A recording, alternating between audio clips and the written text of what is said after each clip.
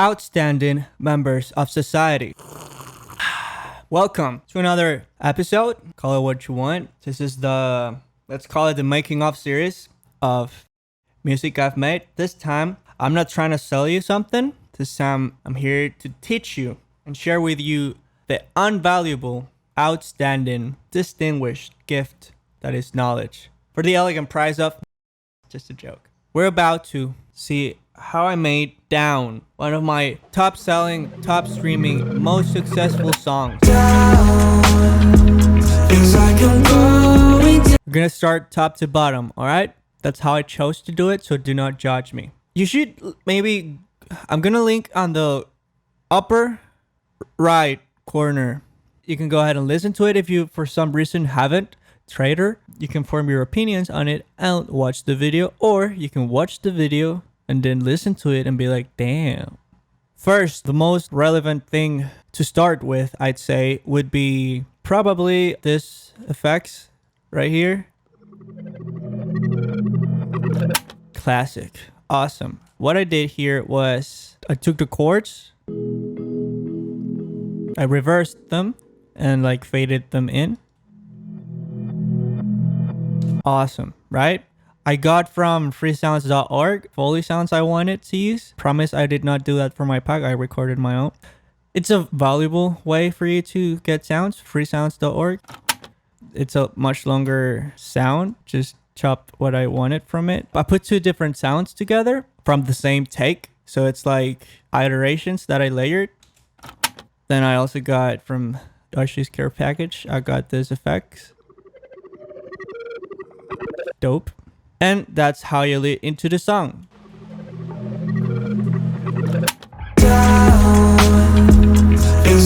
Great. My CPU is being wrecked right now. I used Expand. I got it for $1. Some Christmas 2017 or something that I got it. Oh, it's also Addictive Keys. It's the, what's it called? It's Frozen, but it's the freaking Mark II Fender Rhodes thing that I used. It's an organ. I don't know. I'm not a scientist. Okay, calm down, guys. I also got actual mallets.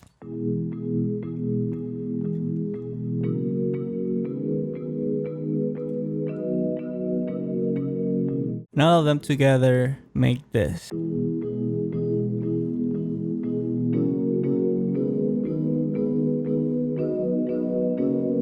Great. Awesome. Never heard before. Unique progression. I made a rack for God knows what. Oh yeah, I did parallel compression. I had seen a tutorial of parallel compression this way. There are better ways than this, but I'm not gonna change that because this song works. I added CLA2A from Waves. Always make sure to turn this off. Everything that Waves has that says analog, it's literally just... You can achieve that effect on many other much more controllable ways, like actually drag and drop in like a recording of noise or something. Okay, so it's probably doing like, let's see, yeah, it's like 2 dBs 3 dBs of compression just to tame the dynamics a bit, nothing too crazy. Then I got an OTT at 15%. It's like the default OTT preset from Ableton, but I lowered the percentage, and then I side changed it to the kick because I can, and I did. That makes the kick sound harder because it's like things are moving away from it. Sidechain is basically like a way in which,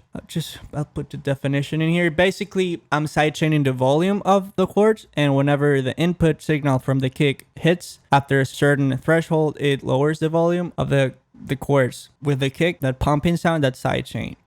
We got the flutes, good old flutes to make everything sound epic. I'm pretty sure I used mostly Expand libraries here, probably the ethnic ones. Great sounding flutes. They're like wind-based instruments, and they sound like this together.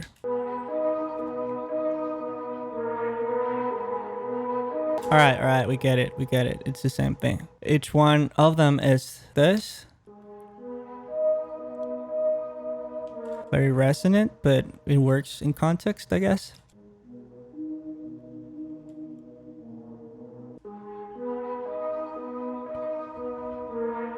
They sound pretty similar, but there's different characteristics from each one of them that together makes it sound richer and like more harmonically.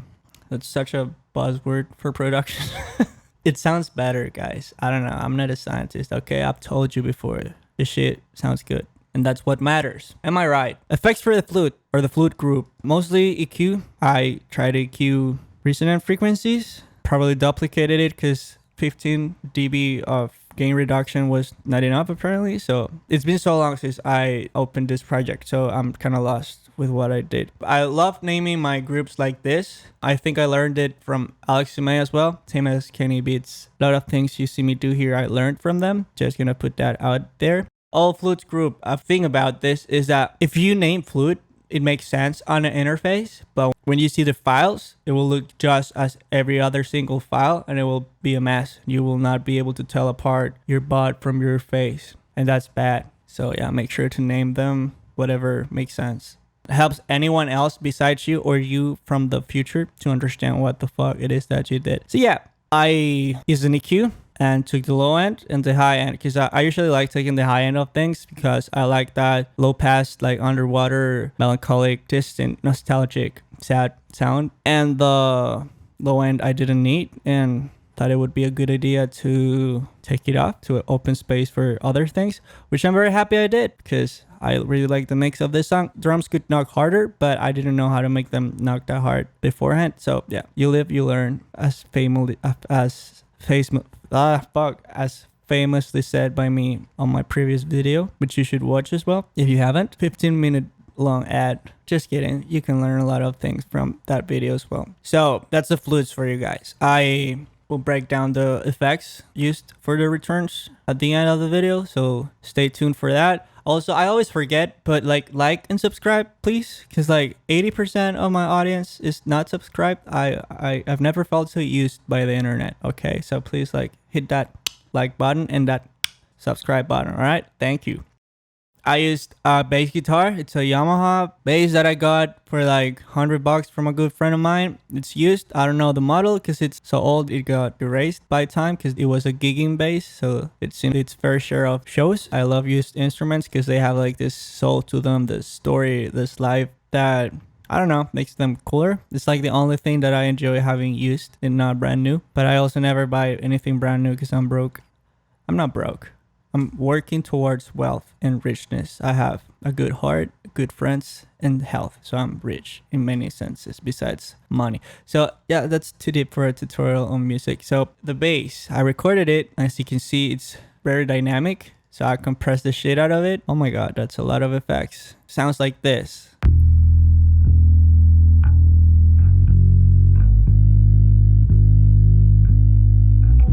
I used the same take for all the segments in which I use bass because I'm lazy, and it also makes it sound more cohesive. For particular styles of music, for example this one, I probably quantized it. Yeah, I did. You might see I didn't put them exactly on the one or on whichever bar they're hidden so that it doesn't sound as robotic. Just to tidy it up, I recommend the Complex Pro algorithm and play around with this if you're gonna quantize and if you're gonna transpose. Initially, I just remembered that for this song, I started a key higher and it was too high for me to sing comfortably, so I took it down one semitone. For the effects of the bass, CLA2A mono, because this bass I wanted it to be mono. I think traditionally basses and like lower register sounds should be mono, but it's always down to you to choose what you want to do step, because everything is different and you should know the why of things and not just doing it for the sake of doing it. That's kind of the hardest part of production and mixing that I've had to learn, not using everything like an arbitrary setting, because that's not how it works. You should learn to listen for the sounds. So yeah, the bass, probably a lot of compression going on. Actually not. It's barely touching it. So I probably wanted to control this like taller looking ass bass parts, which is fair. I used R bass mono to boost the bass. Let's check the difference between no effects and all effects.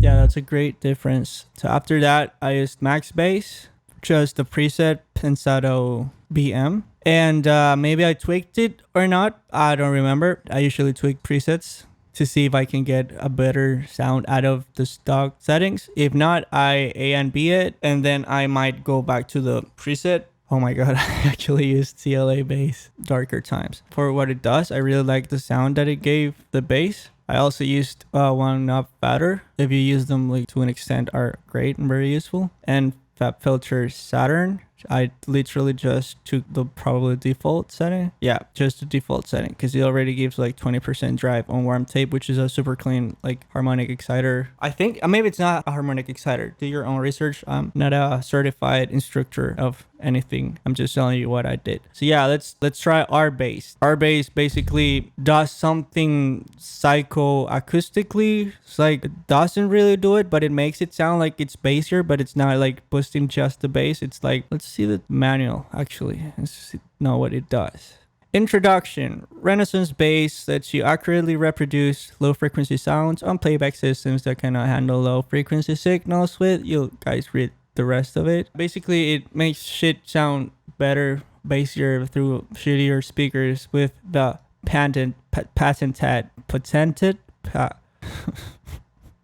with patented technology that Waves developed. Shout out Waves for developing patented technology. So yeah, this is the difference.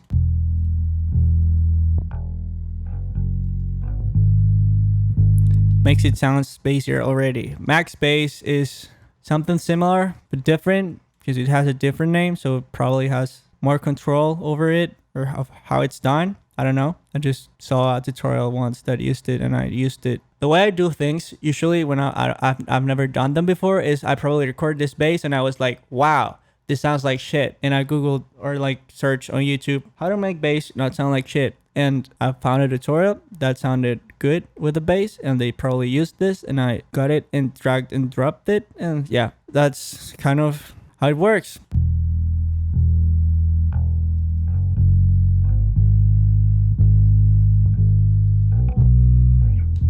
Let's see what CLA bass did.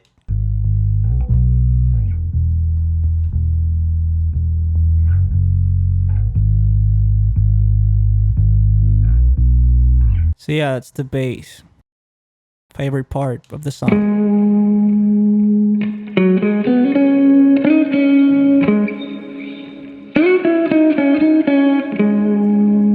As you may see, there's several bits and pieces. That's because I did like 100 takes to get this right, and I took the best parts of it. That's called comping, I'm pretty sure. So I comped the lead guitar and quantized it a bit. I also recommend using Complex Pro, taking that shit down. I also transposed it before I started recording vocals. I used WaveSync to tune the guitar because probably I forgot to tune it, and that helps. Instruments can be auto-tuned as well, which is awesome. I use Amplitude 4 stock preset. I always use Amplitude 4 stock preset because it's my favorite, and I just turned down the reverb from it from the amp itself. Add effects afterwards. I compressed it with CLA 76. I don't know how many dBs of compression there are. Let's see.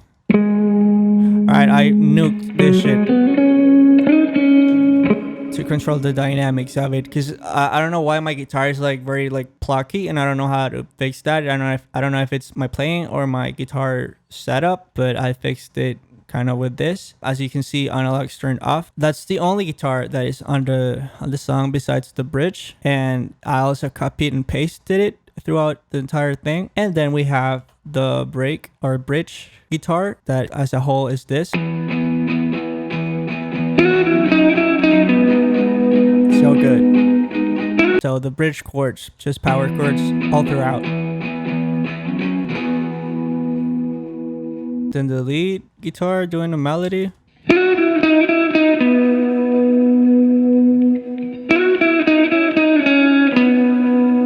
I always like to pan guitars to the left and right. Don't just duplicate and pan it, because it's not gonna work at all, because there's like phase cancellation issues. And even if there's no cancellation, because sometimes you don't get cancellation, it doesn't sound stereo, it just sounds louder. So yeah, got the take to the right,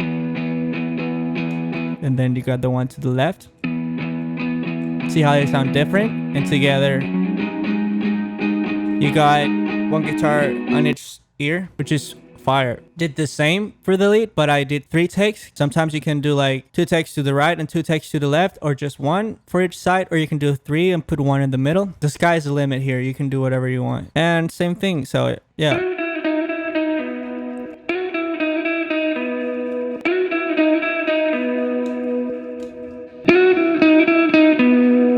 See? Sounds thick as fuck. The saucy drums. We got all drums group and a bunch of drums. See how automated the panning of it? Automation is key to make your tracks sound more interesting and less static. This is set to every 4 bars, something like this. Whilst this is like faster. I also got this Louis Vuitton's Pretty Cool Sounds Volume 1.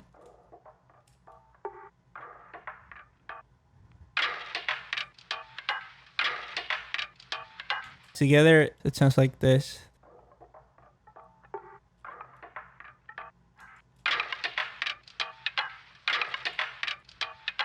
It sounds so good. I'm like, it's crazy that I made this song. I'm really happy that I did. Super happy about it. For the effects and the percussive elements, I use CLA2A, control the dynamics of the percussion. The classic undefeated RC20. Took the vinyl one and play with the settings. As you may see, this is what I did to them. Took the low end out of it because I didn't want it. Low passed it and also automated the frequency to filter it in. Automated the gain as well to introduce the percussive elements and add more excitement as things get progressively louder until it hit the hook. And also sidechained it to the kick. Now the kick, what do we have here? Individually.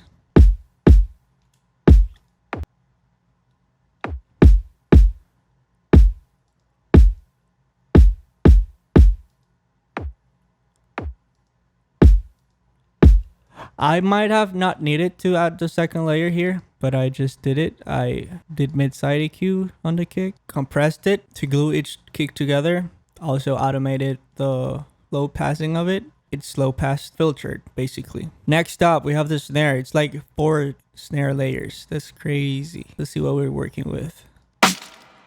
That hits super hard. Oh my god. RIP headphone users.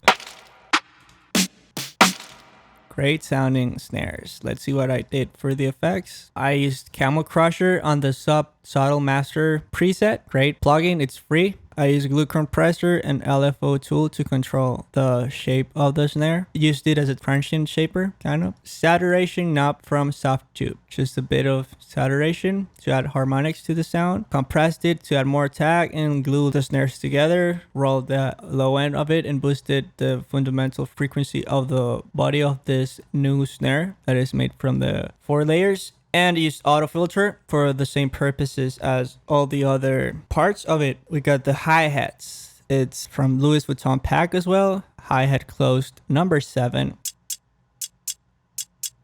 It doesn't have much on it. Hi-hats are usually a lot easier to handle. It's side change to the kick as well. I really wanted to give it that pumpy sound on this track. I removed all the low end because I had a hi-hat and I didn't want it for this track. I also added an open hi-hat from Oshi's Care Package Volume 1.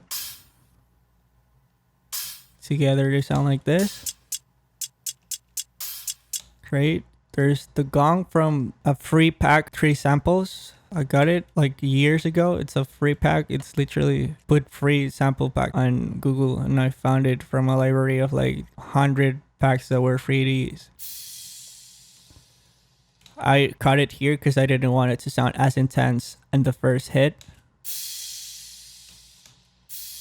And it's probably high pass. Yeah, it is. Then I reversed it.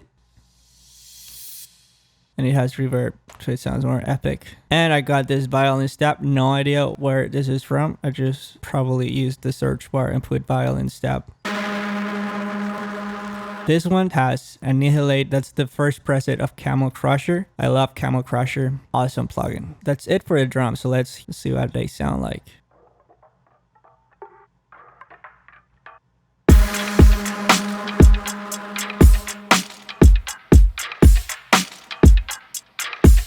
As I'm freezing this, I have something really important to tell you, and that is that you should like and subscribe. Thank you.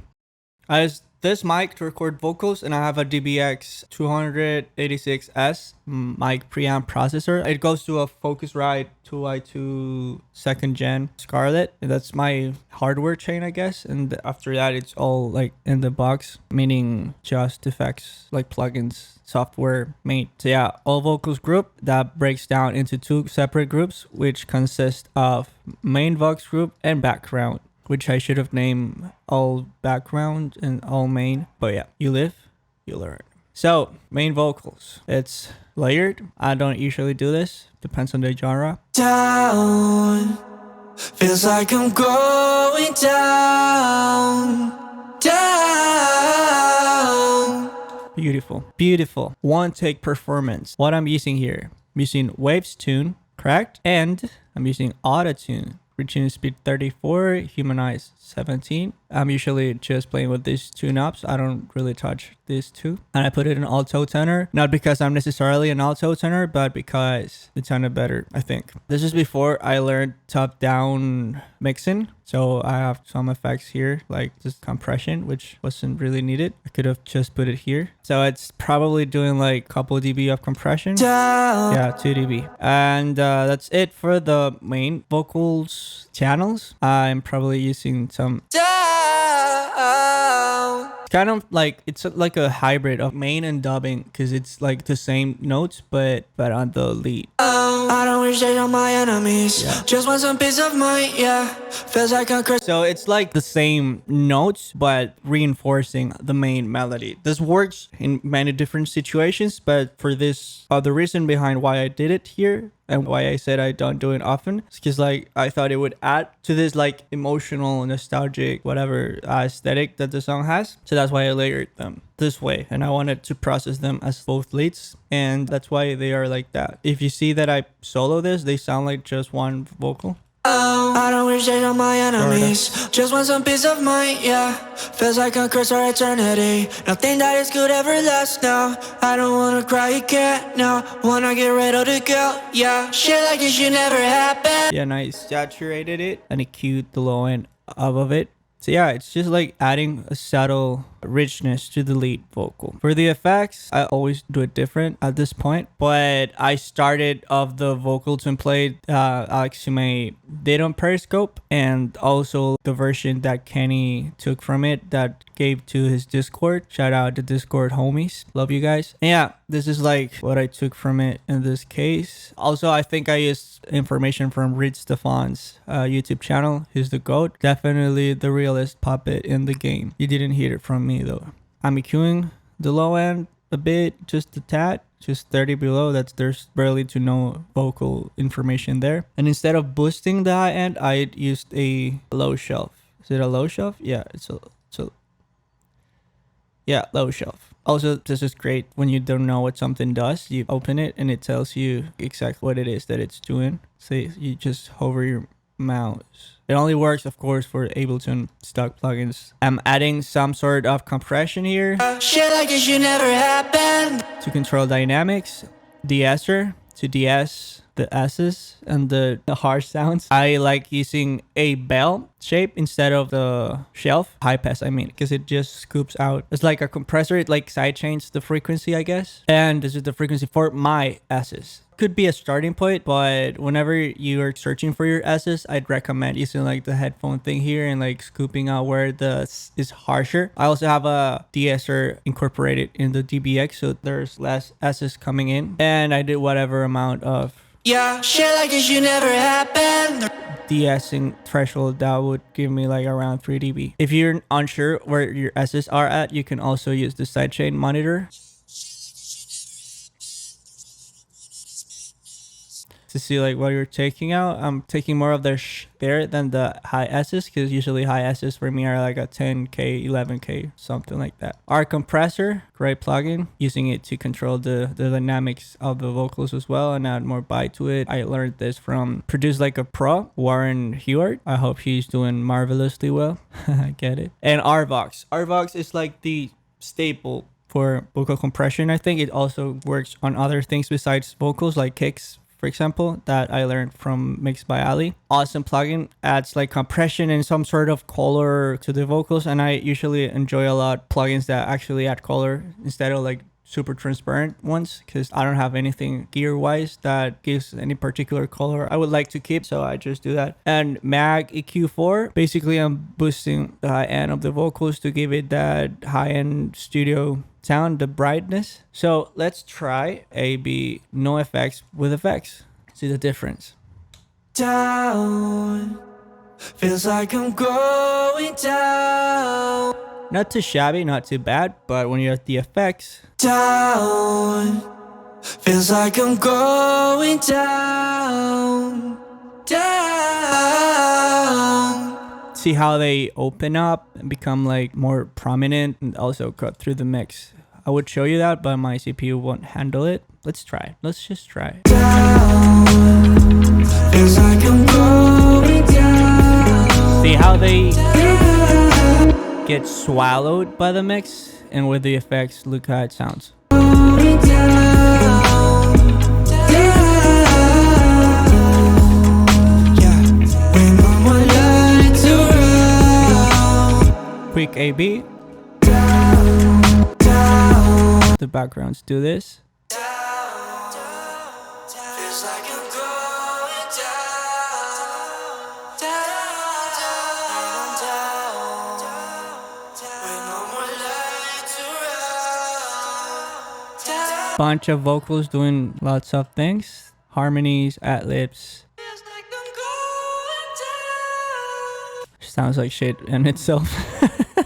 But it adds to the whole thing. The main focus of this all for me is end product. That's something I learned in college. I studied architecture, and that's the end product is all that matters. Doesn't matter which methods you use to get there or how many obstacles or mistakes or like shit happen during the process. As long as the end product is awesome, that's all the person that perceives gonna see the end product. It's not gonna see all the shit you went through to get that. So that's usually also why you hear or see something that you made and you don't like it as much, is because you're aware of all the mistakes and all the defects that there are. But when you introduce a finished product to someone that was not part of the process, it's a whole different experience for them, and they see it as a whole and like can appreciate it, and that's why they love it. And you feel like when they tell you they like your stuff, they're lying to you. They're not lying, they probably like it. So yeah, that's food for thought. OOYAH philosophy, or not my philosophy, but so for the backgrounds, a gator, high passed it because Tony Maserati, he's a mix engineer, saw his tutorial on backgrounds. It's on YouTube as well. I've seen a lot of tutorials. That's crazy. But yeah, he high passes. He suggests that background vocals do not need as much or as many frequencies or body or high end as the lead vocal, and you actually would benefit from cutting some of that out because it helps it blend with the lead vocal, which actually makes a lot of sense because that's kind of the same process or ideology when you're layering synths together or leads. You actually scoop out frequencies from the supporting elements so that they will fit or blend with the lead. Got compression on it, de-esser. I didn't show the SSL channel on the other. It's the lead box preset, and I bumped the low pass here and high passed it to 14K. I usually also high pass the lead vocals, but to like 15.5K. I use C6 multi-band compressor. It's not a preset. I just fucked around with it. And I use this plugin, the Manny Marroquin, what's it called? Triple D? Nasty. By hand, also no preset. Automating the gain, introducing the vocals as well, because there's a reverse vocal here. More RVox, and I redid the Mac thing. On retrospective, I wouldn't do that now, or if I did, I would just use it once because maybe it's a bit too much. So yeah, so for the old vocals group, that's another mix bus. This is where I did like the final like mix of the entire body of the vocals, and this is how they sound with no effects. Down, feels like I'm going down. Feels like I'm going down. Maybe a subtle difference, but it adds a lot to it. So yeah, why not fatter? Just to add a bit of body. Pro Q2, slight cuts because I found them needed. This is a freeware Klanghelm IVG compressor, I think. I don't know what it does, honestly. I stopped using it. I just used it by ear. The Esser OTT, a very low percentage, 15%. I saved the stock OTT to be at 15% always, so I just drag and drop it to a low percentage. That's some gain right there. Save your plugins in a way that they have steps that you always do. For example, I usually want to high pass things with EQ8, so I saved it so that whenever I drop it, it already has this thing on instead of being this way. That's an extra step that saves you like 3 seconds, but if you add up that, it's a lot of time. Put it however you want to set it up and click here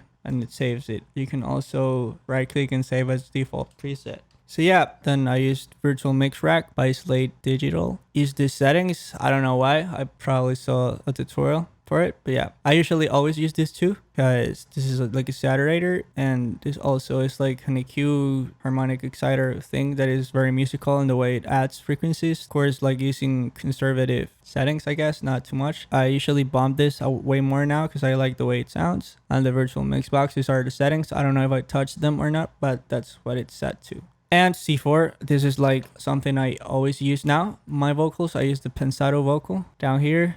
Pensado vocal. All his presets are so dope in Waves plugins. I always add ambiance to my songs. It feels the digital like clean sound that makes it sound not real, because like back then like things had noise to them. Hardware usually has some sort of like noise that is added up or something like that, and it makes it sound fuller and like more alive and real and organic, and adding ambiance is like a very good way to achieve that in the box. It's a rain loop from some sample pack. I EQ'd it because maybe it was too bright for the song.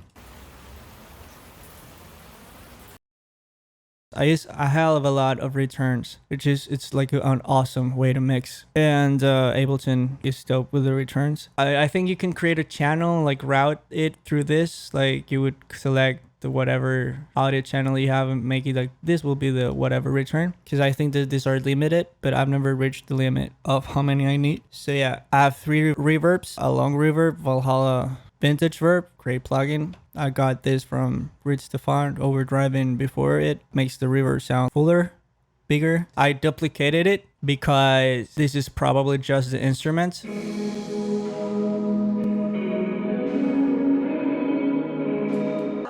And this is just the vocals. I found it to work better in some cases when you have separate like delays or reverbs for vocals and instruments. I don't know if that's like a thing that people do, but why I like it is because I can sidechain the reverb to vocals on the vocal reverb, and it's not gonna affect the way the reverb colors or adds dimension to the rest of the instruments, which I appreciate. So it's like a more controllable way to use reverb. And I used Rverb. This is probably copied from some Alex Sume YouTube video, 100%. Sorry, Alex, for copying arbitrary numbers. But yeah, here it is. Great plugin. It's just the one time I've used it because I was copying his settings, because I don't know how to use this very much yet. And there's a de-esser because of the overdrive. It's to control the extra high end that this might add. And the S's in general coming into the reverb, it's better to tame them before the reverb. Also EQ to shape the tone and whatever that you cannot do with this inside settings. And then we got a doubler. It's literally just doubler 2 from Waves on the basic doubler settings. You can like take this down or just turn it up. And I played with the settings a bit.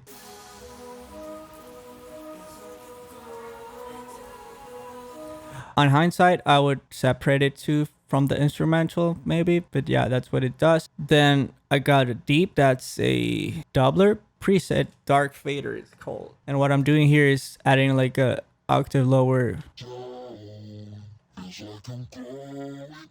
That sounds like Shrek. That adds a lot of body. Then we got your delays.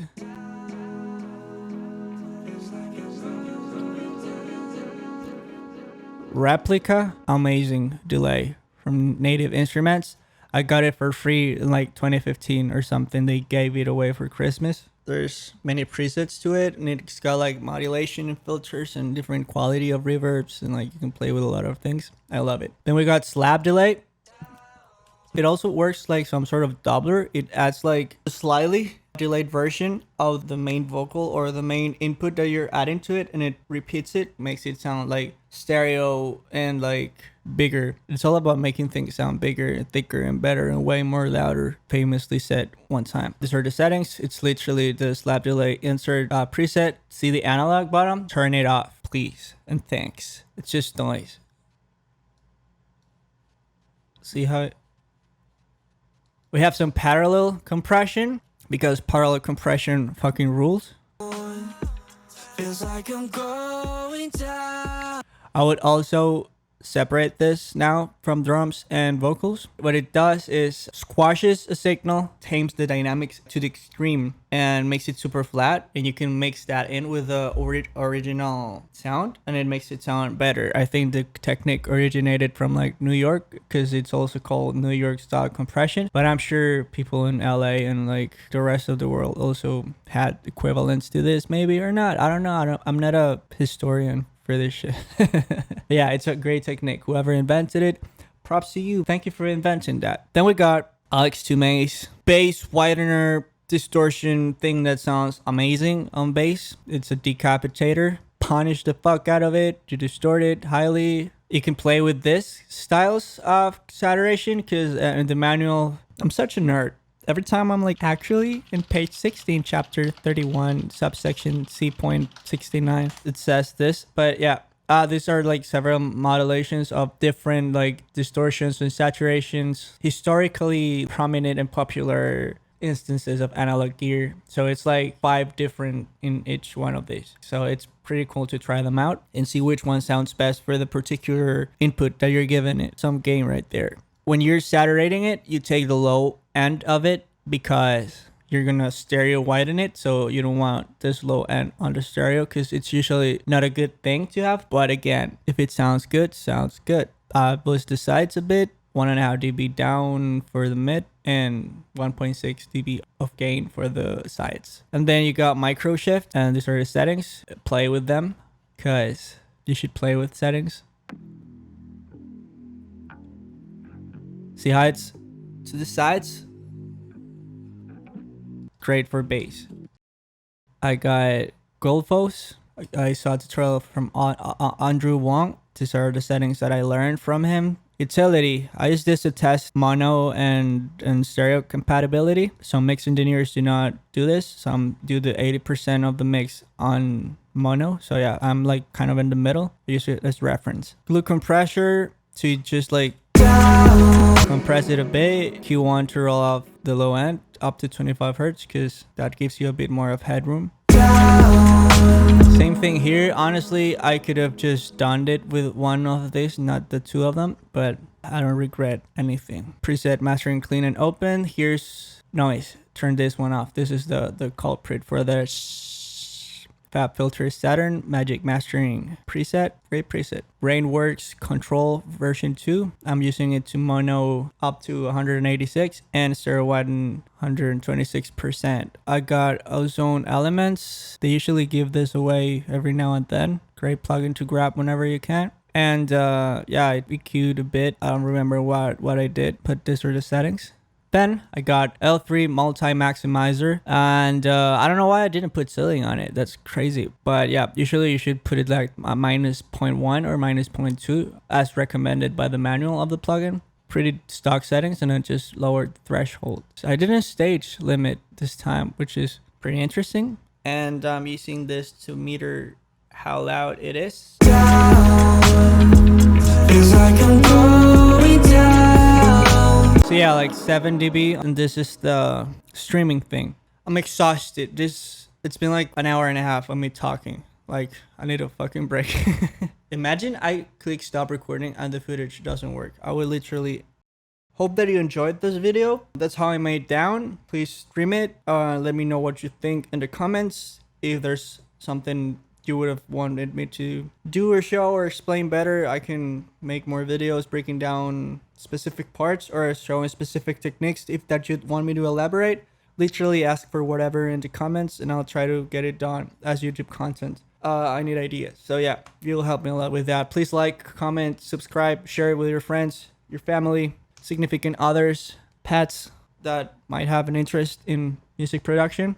Thank you for watching. It's really important for me that you like take the time to see what it is that I'm doing. Like and subscribe. See you next time. Take care. Hope you like this.